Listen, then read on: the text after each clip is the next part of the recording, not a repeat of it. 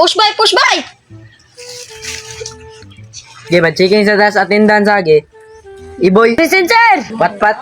Present, sir! Uwang. Push, push, push by! Uy, uwang daw. Present, sir! Sige, maka-email. Ano na ba kayo? Mag-glasin ako. Maestro ng gapo. Padayon lang dira email. Kanang email. Nindot na, madaka sa Olympic ana. Sir, ang tayo lesson na to karon, sir. Atong lesson karon kay history, kay mga bugo, kay mag-history.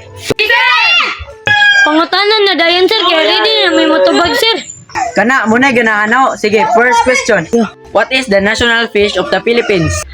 Ako, sir! Bako ko, sir! Dili, mas dako pa sa bakuko. Sir, ako, sir! Buaya, sir!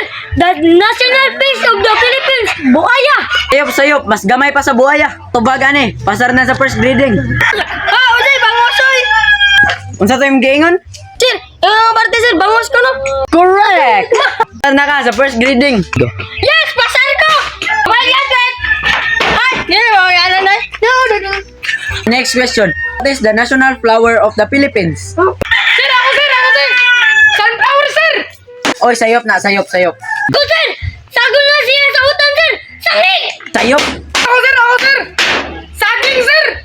Mali, ang correct answer kay Sampaguita. Okay, last question. Kung malunod ka sa dagat, kinsay mo tabang nimo? Sir, ako, sir! Butan nga dolphin, sir! Sir, ako, sir! Life safe, sir! Hapit na.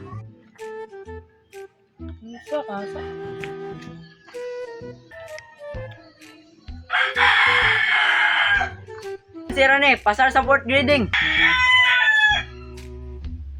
Sir, kaibahan kami, sir! Safeguard ka, sir! Yes, pasar!